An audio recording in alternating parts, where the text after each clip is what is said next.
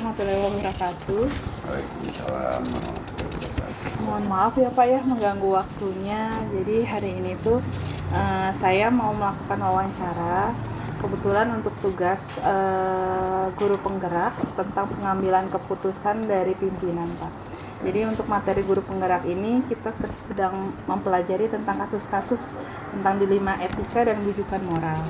Kalau dilema etika itu biasanya kasus yang dari benar lawan benar, kalau bujukan moral itu benar lawan salah. Silakan dilanjut. Jadi untuk pertanyaan yang pertama, selama ini bagaimana Bapak dapat mengidentifikasi kasus-kasus yang merupakan dilema etika atau bujukan moral? Oh, ini Bu, kasus itu merupakan situasi yang terjadi ketika harus memilih dan memutuskan benar secara moral tetapi bertentangan. Sedangkan bujukan moral, situasi atau keadaan ketika harus mengambil keputusan antara benar dan salah. Itu jawabannya yang saya sampaikan. Boleh selanjutnya Ibu? Oke, ya, terima kasih Pak. Untuk yang pertanyaan kedua, menurut Bapak, bagaimana Bapak menjalankan keputusan pengambilan di sekolah, terutama untuk kasus-kasus di mana ada dua kepentingan yang sama-sama benar atau sama-sama mengandung nilai kebajikan? Pertama, mengumpulkan data kebenarannya, lalu fakta yang terjadi, siapa saja yang terlibat, menganalisa benar atau salahnya, membuat alternatif, solusi, buat keputusan dan merefleksi hasil dari keputusan itu. Tapi tetap berpegang teguh dengan nilai-nilai kebaikan universal yang berdampak terciptanya lingkungan yang positif, kondusif, dan aman di dalam lembaga itu, Bu. Oh iya, baik Pak. Untuk yang ketiga Pak, pertanyaannya, langkah-langkah atau prosedur seperti apa yang biasa Bapak lakukan selama ini Pak? Banyak amat ya pertanyaannya. Lumayan ya Pak, 8 pertanyaan. Pertama, mengumpulkan fakta. Lalu siapa yang terlibat. Iya. Terus menganalisa benar dan salahnya, membuat alternatif jawaban, keputusan, melihat lagi hasil keputusan atau merefleksikannya, Bu.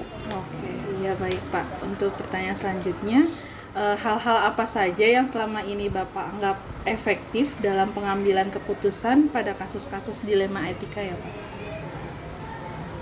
Pertama, menelaah siapa saja yang terlibat, sifatnya mendesak atau tidak. Nah, dilema etika tersebut dan pengambilan alternatif solusi yang pada akhirnya tetap berpihak pada siswa. Oh ya, baik Pak. Untuk pertanyaan selanjutnya, hal-hal apa saja yang selama ini merupakan tantangan dalam pengambilan keputusan pada kasus-kasus dilema etika? Oke. Pertama, mempunyai nilai yang sama-sama penting, tetapi harus ada yang didahulukan. Lalu ada juga orang-orang atasan langsung yang terlibat.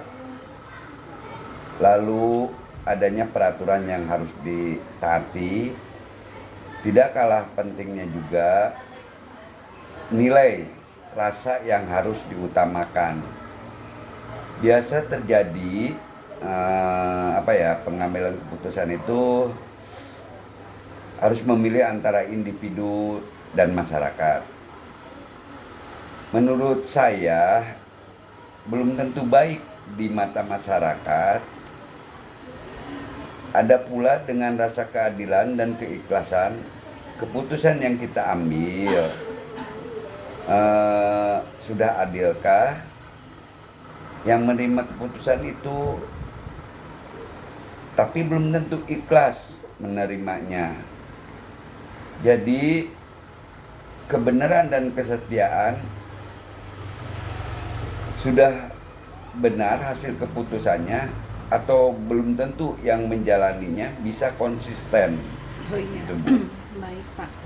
Terus apakah Bapak memiliki tata kala atau jadwal tertentu dalam penyelesaian kasus etika dilema? Apakah Bapak langsung menyelesaikan di tempat atau memiliki jadwal untuk menyelesaikannya ya, Pak? Oh tidak punya jadwal khusus, tapi tetap ada tata kelola dengan menganalisa, mempertimbangkan, memusyawarahkan dilema etika baik secara formal maupun informal. Jadi melihat dulu tentang permasalahan kasus. Kasus tersebut bisa langsung diselesaikan, yang pastinya akan saya selesaikan saat itu juga. Tapi selalu berusaha untuk fleksibel, jangan sampai menunda-nunda permasalahan. Ketika masa yang dirasakan tidak bisa diselesaikan, itu juga tetap akan berkoordinasi dengan teman-teman guru atau mencari solusi yang terbaik tentunya, Bu. Baik, Pak. Untuk pertanyaan selanjutnya, adakah seseorang atau faktor-faktor apa yang selama ini membantu Bapak dalam mengambil keputusan dalam kasus dilema etika? Pasti ada. Dalam hal ini saya perlu memberikan keputusan yang terbaik. Tetap akan berkoordinasi dengan teman-teman guru di sekolah dengan melihat fakta yang sudah dikumpulkan seseorang atau yang mempermudah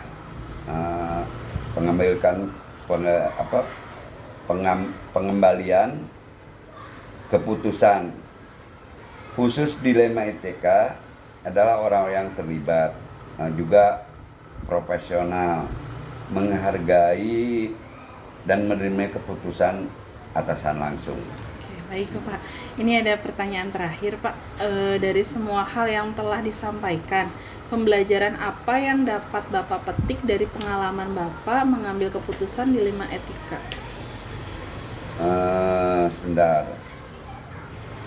Coba diulangi, Bu.